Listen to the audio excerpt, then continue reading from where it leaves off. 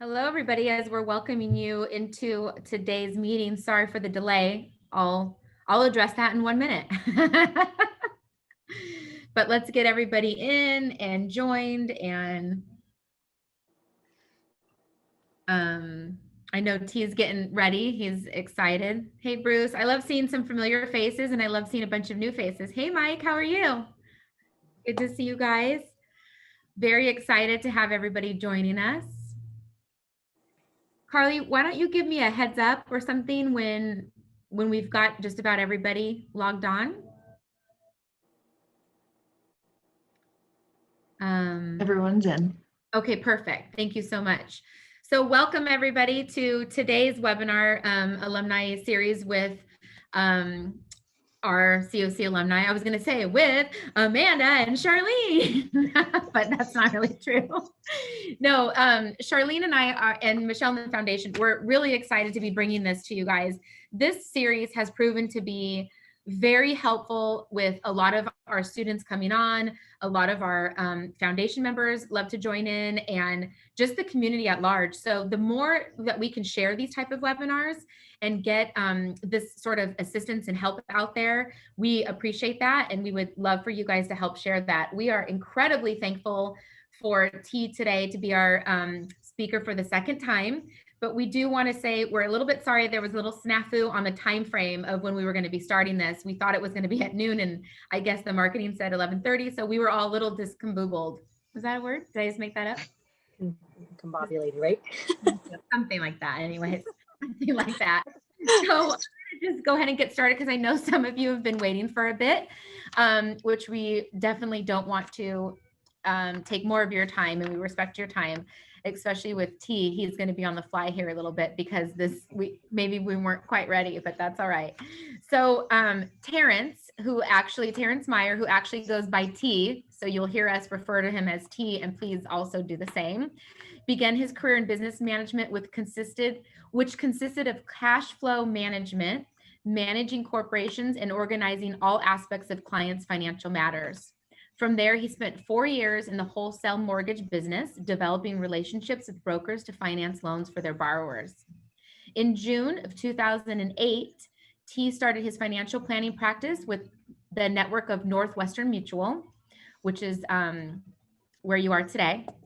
In this capacity, financial planning consists of helping busy, successful families and business owners with growing and protecting their wealth. Helping people be financially literate and confident is what T does best. And that is what we're so thankful for you to be here today to speak to us on that.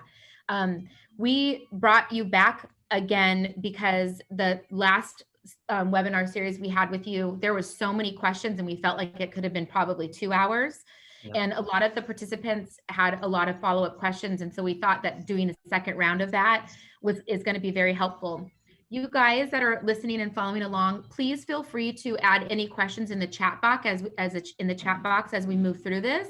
And then we'll chime in with T towards the end and sort of get those answered. But we want this to be interactive. This is the point of T really being able to help us. So with that, I mean, there's a few other things. T is also serves on our foundation, which we're very thankful for. He's a COC alumni. He is associated with the Valley Industrial Association. I mean, we've got a real legit dude here. So I just want to say thank you. And T, I'm going to turn it over to you. Okay, great. Thank you, Amanda. And I feel like I'm early. You all think I'm late. So let's just get to it. Thank you for your patience and waiting.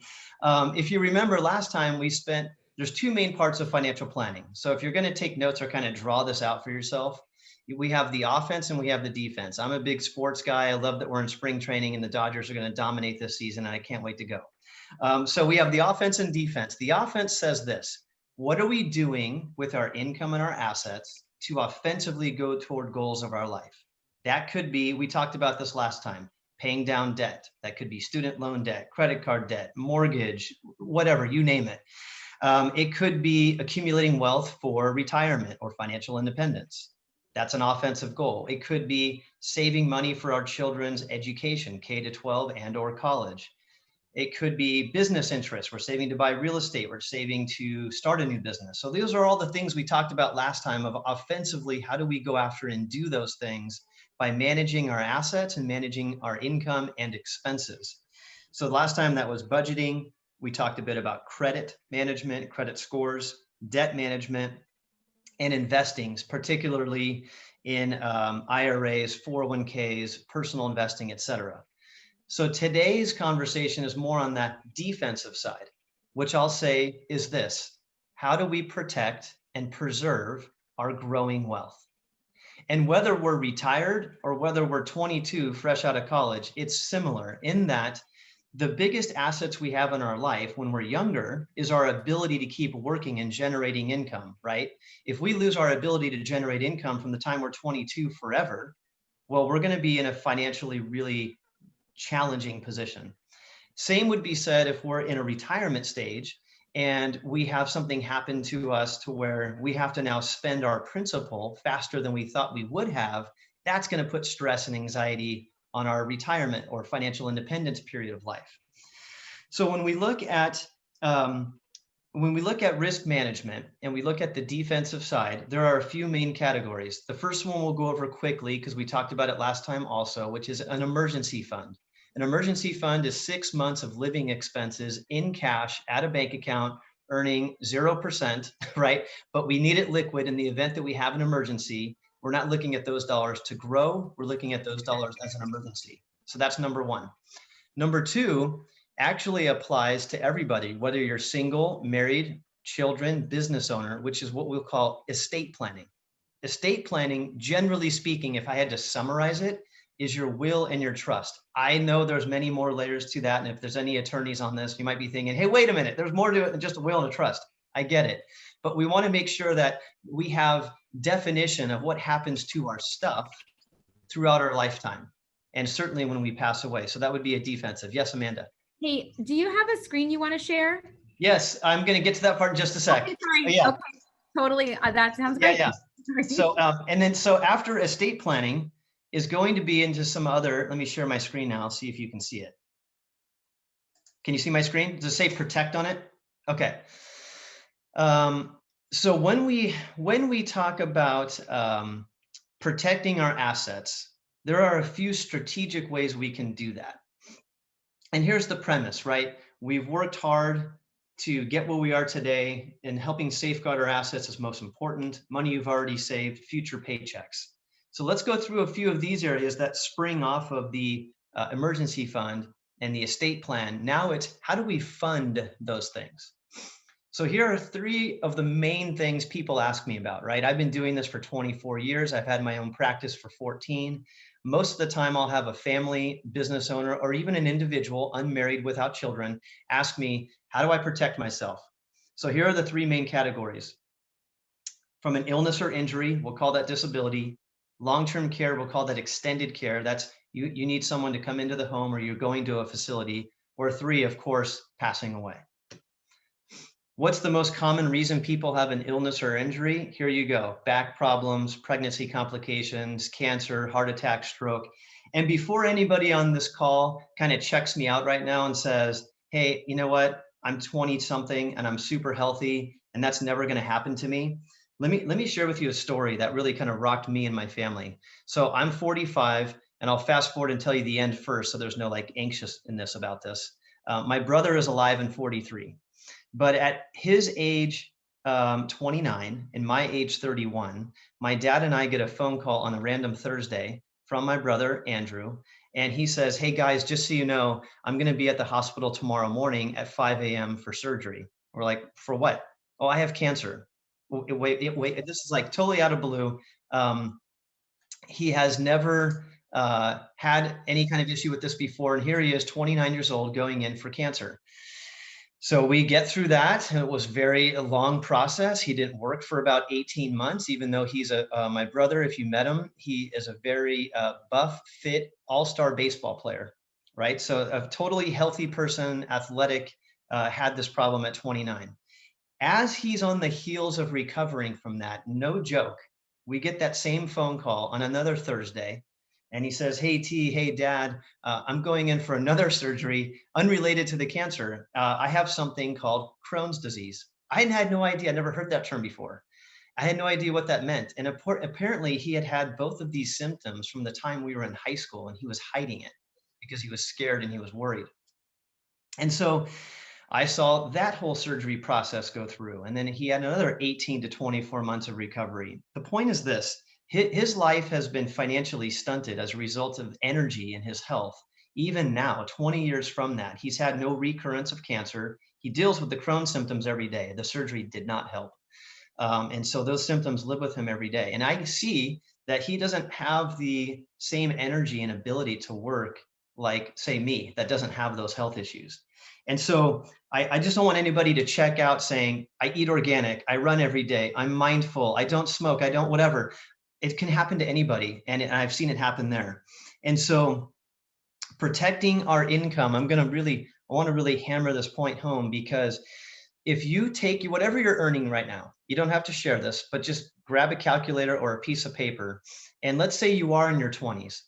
Take whatever you're earning and multiply it by 40. With no inflation, that's the amount of money potential you have to earn.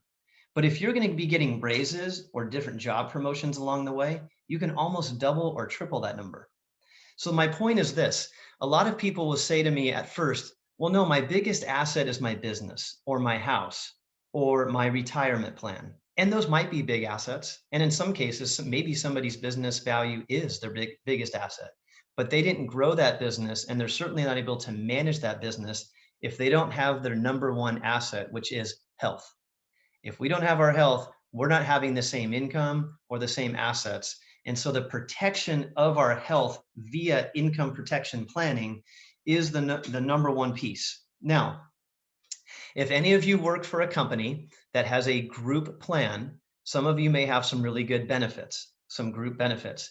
The typical coverage is this: if a company has it for you, they will cover 60% of your income. So let's just do simple math. You make 100 grand a year, and now you have an illness or injury. You no longer get that 100 grand a year. You're going to get 60,000 a year. But here's the catch: since your company provided that benefit to you as the employee, the IRS says that's taxable to you as ordinary income, meaning like a paycheck. So you went from 100,000 to 60. Now the 60 is taxed as ordinary income. You're probably taking home maybe 40 of that.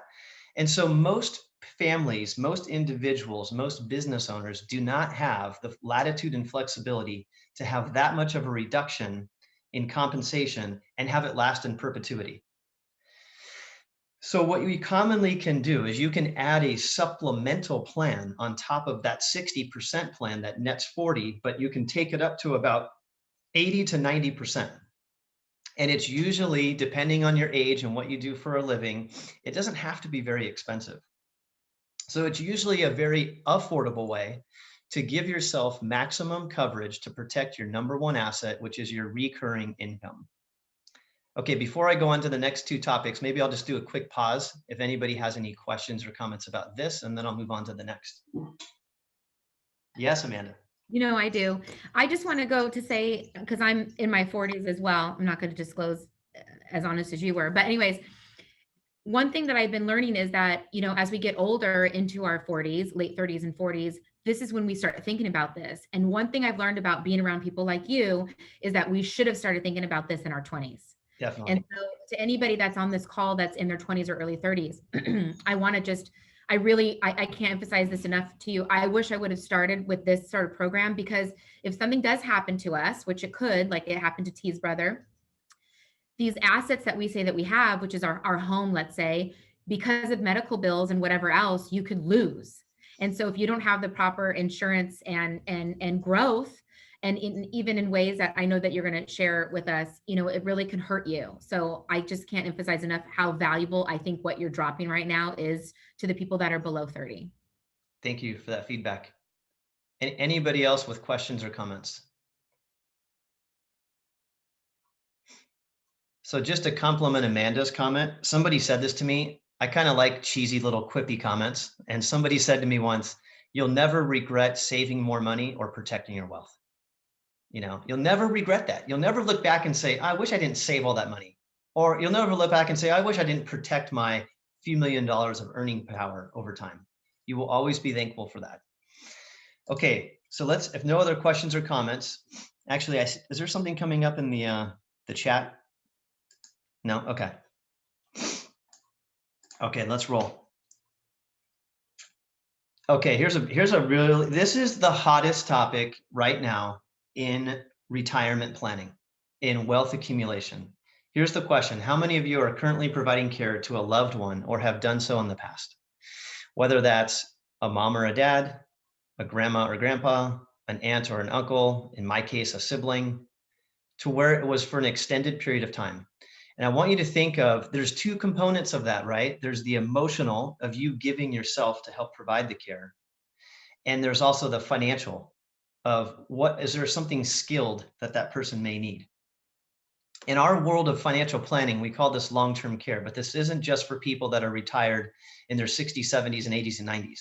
This is something that can happen and does happen, as I explained with my brother.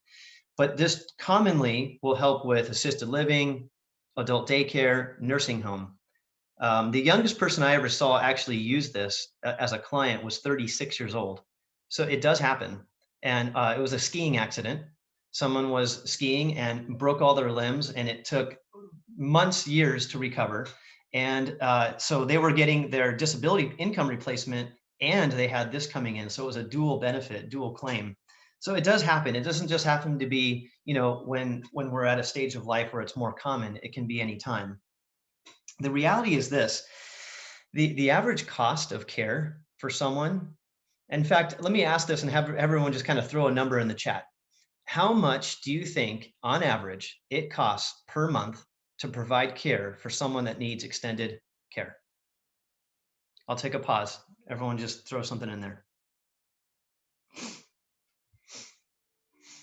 3,000, 8,000, 5,000, 2,000. You guys aren't going to believe this. Yep. Okay, there we go. Mario and Kathy just hit it. The average cost of care across the country, this isn't just California, LA, it's between $9,000 and $10,000 per month. That number is inflating by 5.4% per year. So if we're younger now, right, I think about this with me, and we might not need this, maybe, hopefully, for 30 years, 40 years. What's that going to be then if it's inflating at 5.4%? Well, I've done the math, right? It's about $1.5 million for a 3-year period of time. The reason I say 3 years, the average amount of time someone needs care is 3 years. It's 2.9 years. So it's a significant number that's per person. And a lot of times people will say, hey, wait a minute, I'm retired, I have Medicare, I'm covered. Well, yes, you are, but only for 100 days. That's it. After 100 days, you're on your own. Well, what about in California? We have Medi-Cal, or across the country, we call Medicaid. Well, yes, but your net worth needs to be $2,000. So most of the time, someone that's worked really, really hard to grow their life financially or their business, they don't want to spend everything to just get free extended care. So this is a really, really important piece on how we protect our overall income and our assets during that time. Okay, the third and final, let's pause there before we go on to the third category. Anybody have questions or comments? I'm curious if anybody's had experience with someone with extended care needs and what that was like emotionally or financially.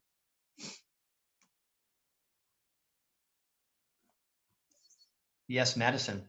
I actually had a question because you did mention, caring for a sibling. What on average? So my sister has Down syndrome, so in the next 20 years or so, I will eventually be her caregiver. On average, what would you say caring for a sibling around the same age would that cost someone, or how much should I be putting in savings? Yes, thank you for the question, Madison. The average entry-level cost for the kind of care is about $3,000 a month. So really, $3,000 is just your entry-level kind of basic get started amount. So I would plan for that. Thank you. You're welcome. Before I move on, anybody else have a question or comment pertaining to that? Okay, so let's go to the third category, which is planning for, we're all going to eventually pass away. So whether that's good news or bad news for some of us, that's going to happen. So the question is, do people, so here's some questions on the screen to consider. You know, are there people in our lives that depend on us financially? Do we have a business that depends on us? Do we have children? Do we have parents? Do we have siblings that depend on us financially? Some of us may have all of that, and it feels like the weight of the world is on our shoulders constantly. And so here's some questions on the screen to consider. Typically, people will use life insurance for three things. There's three reasons. Number one, to provide housing.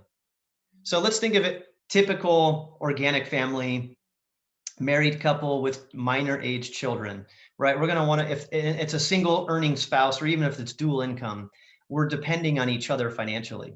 So we want enough coming in via the life insurance to provide housing, right? And I'm not talking about my wife, Vanessa, all of a sudden is going to have housing on, you know, Pacific Coast Highway in Malibu. No, we're still going to be in Santa Clarita. Life doesn't get better. This isn't a lottery ticket, right? And so we want to be real with this. So, you know, how much is housing going to be? And in my case, I would want it to be rich enough, a high enough value for my daughter to stay in the same school, have the same friends, have the same community. So that's important to me, right? So I'd want enough for housing to be covered. Number two, within that topic is education, right? I'm huge about education. Like Amanda said, I'm on the College of the Canyons Foundation Board. I've stayed in LA my whole life for education. I have an advanced degree from UCLA as well in financial planning. So I'm big on education, and it's really important to me. And so I'd want to make sure that my daughter K to 12 and through college had enough for education. So that would be number two. Number three is the one that's most overlooked and most often misunderstood, which is income replacement. Right? So just because the house is paid for and just because education or college is paid for, there's still needs, there's still ongoing monthly expenses to replace the income of the person that has passed. So what you do is you go through a step and add up how much is the mortgage, how much is college and education if you're paying for it K to 12, and how much is it going to cost to replace your income for a period of 5 years, 10 years, 20 years, 50 years. That's really your variable. It's your choice. And so if you just kind of Google real quick, hey, I'm this age, how much life insurance should I have? Depending on your age, it's going to say anywhere from 8 to 15 times your income. So again, if you still have that calculator handy or do some math sitting there writing down, you know, just take 10 times as a simple middle number. So your income times 10 ballpark is what you should be thinking about in terms of life insurance in order to provide housing, education, and income replacement. So the most important piece is you have enough capital set aside to protect and preserve the wealth that you've accumulated. The second most important step will be, well, what type should it be? And so people ask me that all the time. Should it be temporary, meaning term insurance where it's designed to expire? That's okay, because that's really super inexpensive and you're protecting a block of time that maybe is the most vulnerable for people in your life that depend on you. And that's a wonderful, great solution. There's another type that's permanent in nature, where it has no expiration. It stays in force your entire life. Think of it like a piece of commercial real estate that's on the books for the rest of your and your family's lifetime, and it's accumulating wealth. That's another option, but it requires a larger premium contribution. So you got to kind of balance these and say, well, one's not really better than the other. What fits for me and my family or my business to protect and preserve my income and my wealth that I've accumulated and trying to accumulate over the next handful period of working years. And then third would be, well, which company do you do this with, right? And so everything's kind of branded for me as Northwestern Mutual, but essentially I function as a broker. So I have access to the entire market. So depending on what the needs are, we can do whatever for anybody and find whatever that best suited option is. So as a reminder there on that point, it's how much should we have broken down by mortgage, education, and income replacement? What type should it be? Meaning term with an expiration or permanent with no expiration, and then which company should we place it with? Okay, let me take a pause there. Questions, comments on that part? The more engaging, the better. So no question to me is stupid or dumb. So even if you feel kind of a bit, I don't know, unclear how to word a question, just say it or type it, and I'm happy to answer it.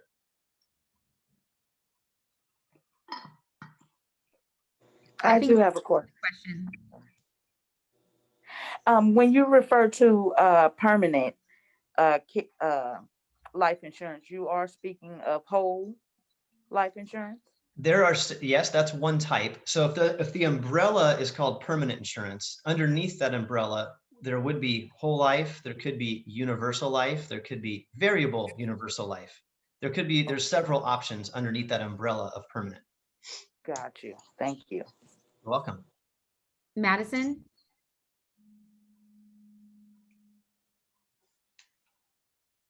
It looks like she had a question. I think I was left over from my last question. Oh, sorry. Okay. T, you're probably going to bring this up, but are you going to talk about diversifying all those? You mean from the standpoint of how do you do all of it? How do you don't you recommend like maybe not having one versus the other, but maybe having, or can you have both? Yes, you mean on the life insurance side? Yes, yes. Oh yeah, it's common to have both. So I'll just use myself as an example. So when my 14-year-old daughter was first born and we were just buying our first house and my wife was transitioning, she wanted to be a full-time mom, even though she has a college education. So we had a lot of things putting pressure on our finances. So at the time, it was the right decision then, and it's still the right decision today. We just had all term insurance, and that was fine. And if it ever just stayed that way, that's perfectly fine. You don't have to have permanent or whole life insurance. However, I saw the value of it from the standpoint of having something that's guaranteed to grow without taxes, and I could pull it out at any age without tax and penalty as a complement to other assets in my life, not as a competition with, right? I've been buying real estate since I was 22. I'm a fan of it. I've been investing in the market since the same time. I'm a fan of the stock market. But I also like having something that grows guaranteed with no tax in addition to complement those other things. So now today, I have probably 80% of my life insurance permanently owned and 20% term. So what I do is every few years as cash flow permits, I can convert some of the term into permanent and continue building that up. Now that's not everybody's cup of tea or philosophy, but I'm conservative financially. And so I want something like that that's safe to complement real estate and stock market equities. Did I answer your question, Amanda? Yeah. And then the other question I was thinking of is how do you diversify all of these three? Look, I'll say this. I will go as far as to say, I think the most important thing I talked about of all these three is the long-term disability insurance. Because two reasons. Statistically, we're 3.4 times, right? That's 340%. We're 3.4 times more likely to have an illness or injury that keeps us from working to the same level or at all than we are to just drop dead and die today. But it's more likely that some weird injury, some weird illness, right? COVID, something could happen to where now we're in a compromised position and we're alive and we can't generate income for ourselves or our family like we used to. So I think if it comes down to it and you say, hey, look, my budget only allows one of those things you mentioned, which one do you go to? I say disability insurance. Now, if you can do them all, maybe you do the disability and some term because that's more inexpensive with the mindset perhaps that you will convert into permanent insurance as time goes on. That's always an option. And then I'll say the other thing I mentioned that's critically important. I'm not an attorney. I can't draft documents, but the will and the trust, especially if you have assets like property, real estate, and especially if you have minor age children and if you have a business. If you're a business owner, minor age children, and you own a home and you don't have a will and trust, I would, no joke, after this, my first phone call would be to an attorney. If you don't know one, call or email me. I know lots of them in Santa Clarita and in LA and everywhere and other states, that if you don't have someone that you can trust that's going to charge a good, reasonable rate, let me know. And I can point you in the right direction to get you connected, because it's so important that you would want to have your intentions happen for yourself, your family, your children, your business, rather than a judge presiding over probate trying to determine what to do with your assets. It is hyper critically important to get that done. I'll give you a ballpark average, and if there's any attorneys on here, you can correct me if I'm wrong. But generally speaking, for a kind of just vanilla family that's really simple, $2,000 to $3,000 one-time fee is what you could expect. But if there's business interests and lots of real estate and, there's a buy-sell agreement you need to do, of course, it's going to cost more money, and it should, because there's more work to do for the attorney. So those are just some kind of basics. Okay, let me pause there. I'm really curious what people are thinking. Even if someone has a different perspective or a different idea or thought about some of this, I'm open to hearing that too. So any comments or questions? Okay. Go ahead, man. Is that Coley? Coley, yes. Okay. In regards to the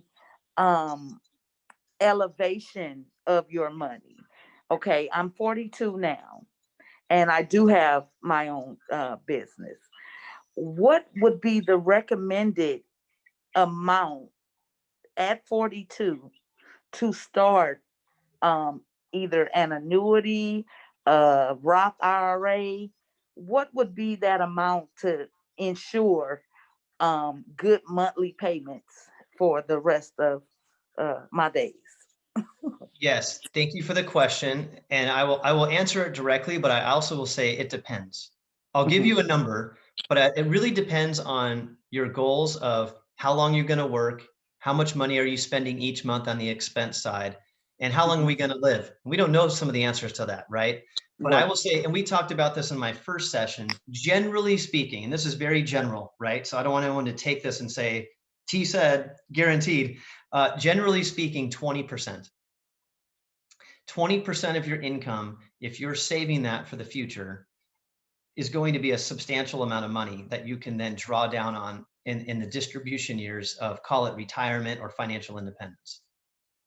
Now, if somebody's on mute because I can't see anybody's faces and you're rolling your eyes at me saying, you have no idea, I have credit card debt, student loan debt, I'm not saving anything right now. What are you talking about, 20%? I will say, start with 1% this year and add 1% every year.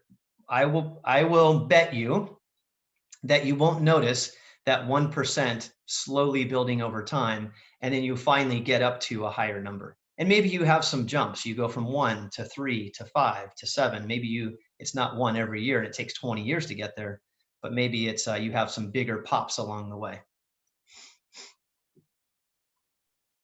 Thank you. T, I have a question for you. Okay. I really want to, I appreciate what you said about the importance of having a will or a trust. Could you explain, or maybe could you perhaps briefly touch on, if somebody doesn't have a trust or a will and they happen to pass away and their assets or the house is tied up in probate, could you briefly explain what that looks like? Because I've heard nightmarish stories. Yes. So what happens is it's a very long process. When I say long, it could be a year, 2, or more, right? Where all of a person's assets, house, savings accounts, investment accounts come before a judge. And that process is called probate, where there has to be this. Now, people might make claims on certain things. We're saying, well, I should be the beneficiary of that. Well, no, I get half of that. Well, no, mom gave you a down payment for your house when you were 30 and I didn't get that. So, so there can become this bitterness and argument. So not only is the process lengthy, it can create a dynamic within the family that's really negative, and the cost, right? Remember I said it's $2 to $3 grand for a very basic vanilla families plan for an attorney to do that, which is not me. Probate can be $15, $20, $30, $50,000. So we're going to pay the fee at some point. Do we want to pay the smaller fee now to an attorney and do some proactive planning and then have everything go to whoever we want to? Or we wait and then a judge decides and it's going to cost your family or your estate a whole heck of a lot more. Thank you. Thank you, T. You're welcome. T, every single time I do one of these, I think of things that I need to do better in my life. And you just reminded me, I need to update that will. And I haven't done it, and I've been married again. Oh my God. I bought a brand new house what? And I have a new, like my business, and I haven't updated that will. So thanks for the reminder, but I got to do it. And it's just a Yeah. reminder for everybody. Yeah. Share that tip with your family, you guys. Yeah. Where is the will? So Amanda, thank you for that. And what I would encourage you to do also, and maybe you've done this recently, but also when you talk about your will and your trust, one thing is defining what you want to have happen. And number two is funding the intentions and wishes of that. So make sure that your life insurance is robust enough and it's going to last long enough to do everything you want your will to do and your trust to do. So it's both. It's a combo. I also put up on the screen, if anybody wants to see a summary of where we started with this. You know, last time we had talked about saving, we talked about spending with the budget, having a spending plan so we can feel good about spending money each month. Step 3 was growing our wealth. And then we have protecting our wealth, which we talked about today. And then lastly, there's that give, that charitable interest that a lot of people have. All of those things together is what we use to combine into financial security. I thought I saw someone else go off of mute. Did someone else have a question or comment? I have a question. It's a bit general though. Okay. So if you don't have much assets and like you have student loans and are renting an apartment, would you still recommend getting like a financial advisor or manager, and like how much would we spend a month, or like how much should we spend on that? I think so to a certain degree, yes. I think it's always helpful to have someone that can give you some perspective and strategic guidance on paying down debt, refining the budget to be not just restrictive, because that's not what when I think of budget, I think of being liberated. I don't think of being like, I got to cut stuff out. It's defining things. It's like, if you want to do certain things, those should be in the budget. So I would say yes. You know, there's 2 different ways to go about hiring somebody. You can go to someone that may not charge a fee, and they would get paid for by the assets that they manage, or if there's an insurance that you need, then there would be a commission there. Or you could just go fee only and pay somebody. That's going to cost, I usually see, we'll charge anywhere from $250 an hour to $3,000 to $5,000 per year for a plan. So those are 2 general ways to approach that.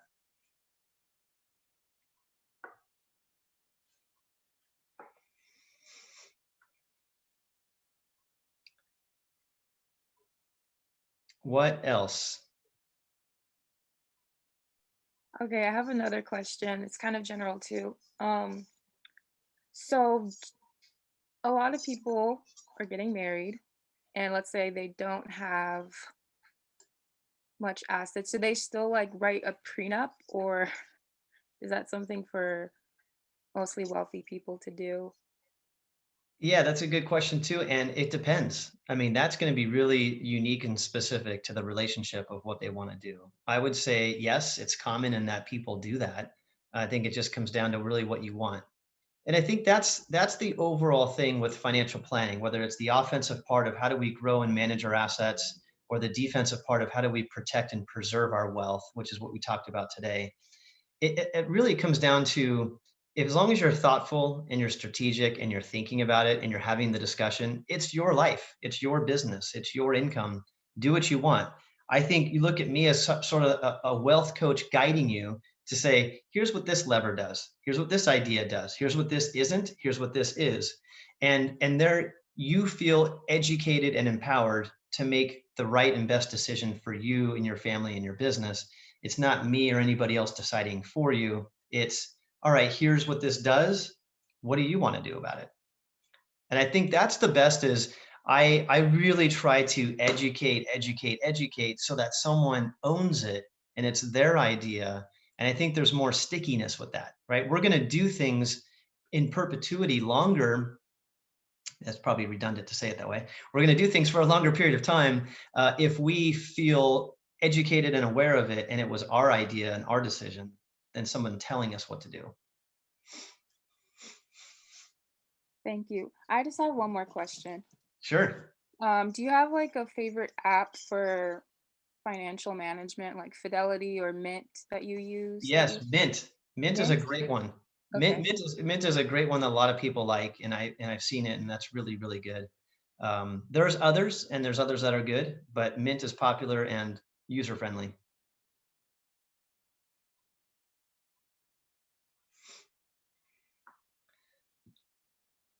Anybody else? Charlene's been awfully quiet. Yeah, I just had a question regarding like a financial planner or someone that is that what they're called? People that help Yes. with your sorry. Yeah, you're good. But would you recommend someone even as something as simple as saving, but also paying off debt and saving for recreational purposes like family trips, vacations, stuff like that? Yeah, do I recommend that? Is that what you're asking? Yeah. Absolutely. Absolutely. And I have several friends and clients that do that really, really well, and they're pretty detailed about it. I was speaking with a woman yesterday on an annual review, and yes, sometimes people will have, no joke, 4, 5, 6 different savings accounts because they like seeing that small amount of money each month going into something. It gives them hope and excitement and something to look forward to, and a way to financially manage that decision. So it's not just like, oh, we'll get to it when we get to it. Well, no, there's a really specific plan and actually action happening every paycheck or every month to fulfill that plan. So I think those ideas are awesome. I've done that myself as well throughout my life. And then I feel good about it. It's like, okay, I just bought a new mountain bike. I feel good about it. Not like I felt like it was a consumerism purchase on the spot. It's like, no, I saved for a long time to do that. And it feels good to finally have that, freedom to make a decision. And a vacation's the same way, right? You save up, and whatever your budget is your budget. It's your number.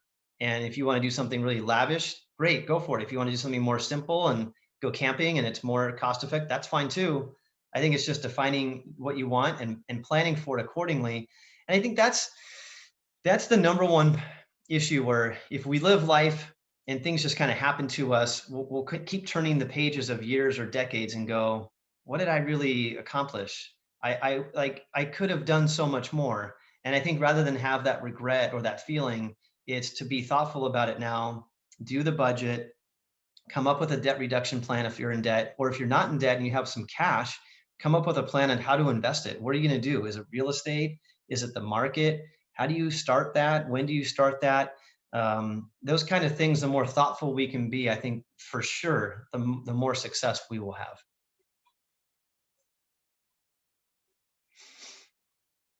Great. Thank you for your answer. You're welcome.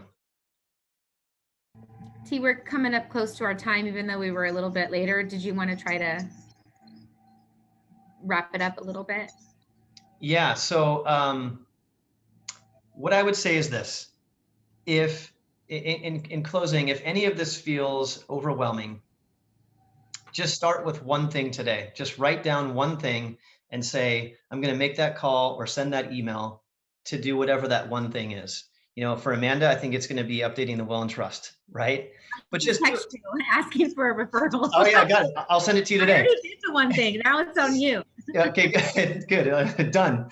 And so I think there's a lot of enthusiasm and excitement that compounds on itself as we start doing the one thing, and then it becomes 2 things and 3 things. I realize that the fullness of this conversation, and you look at a chart like this, even though it's simple and elegant on one page, save, spend, grow, protect, give, there's a lot of layers in that. And what I would want none of us to do is to look at that and say, it's too much for me. I'll think about it another day. I'll get to it when I get to it. I'd rather you just do one thing. So focus on that. It could be the budget. If anybody wants a 1-page, easy to do budget, email me. I'll send it to you. If you want some information on paying down credit cards or student loans, I can send you that information. If you want additional information on investing and how do you start approaching, whether it's retirement planning or you just want to invest in the market, whatever that means. If it's on the defensive side and you're like, yeah, you know what, I have group benefits through my company, but I realize now that I have minor aged children and maybe I need some more life insurance, or I need to relook at my disability insurance and how that coverage works.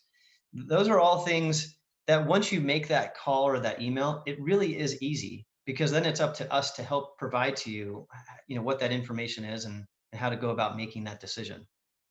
So with all that said, feel encouraged to do one thing, reach out to somebody. I'm here to help. I don't know if my contact info is up. If anybody wants that, I'm happy to provide that if that's helpful and a good resource. I was going to ask if you don't mind putting your email in the chat would be great. I was looking for it and I don't have it in my contact, but Yeah. I will. That's the second thing I'm going to do today is add your email to my contact. There you go. And then also put in my office number here. Perfect. Thank you so much, T. You are welcome.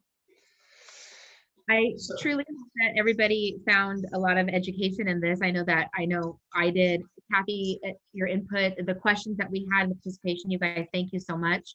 Because, listening from somebody that has experienced some rough times, like T with his brother and, going through some things, I think that that's helpful in retrospect and looking at how we're trying to plan our life as we get older. And as we're growing wealth, the one thing that I love about, you said, are you a financial planner, but really you're a wealth management person. Like, I love that. Like, that is mindset, you guys. We have to think of that in our terms of like, how do we want to live out the rest of our lives wealthy? And how is that? It's not just financial planning. That's such a, I don't know, like a frightening term, I think sometimes for people, because they say, I can't plan my financials, right? I don't have any financials, not realizing that you actually do. And then how to grow those, which is the wealth management. So T, thank you so much for everything that you shared with us today. And to everybody who participated, we really appreciate your questions. If you want to follow up with T, we definitely would recommend that. And Charlene, I know we've got a little pause we're going to do on the alumni series, I think for maybe like a month or two, but we are coming back in after spring with some more great lineups for our series. And Kathy, I don't know if you had anything that you wanted to jump in and say on that too. Go ahead. Yes. Well, first of all, thank you, T. Thank you so much. I just wish I had the benefit of T. Meyer 30 years ago. So the students and everyone on this call, you're all very, very lucky because T is a great guy and he's an expert in his field. So thank you so much for taking time out of your busy schedule to be with us. And Welcome. A big shout out and thank you to you, Amanda and Charlene, for running the Alumni Network. I mean, this is really the first time that we're providing these great resources to our students. So thank you so much for your hard work and thank you so much for caring for our students. We are so blessed to have you, Amanda, Charlene, and T on our board. So thank you so much. And thank you, Mike Berger there, our trustee and a former foundation board member, I might say. Thank you so very, very much. I really, really enjoyed this. Thank you. Thanks, Kathy. All right, everybody. Well, if there's not anything else, I wish you all a great rest of your Thursday. The weekend is upon us. I hope that we get out and enjoy some dining indoors, maybe work out at a gym because all of that's happening now. We're getting there. We're getting there. Everybody, thank you. Have a great rest of the day.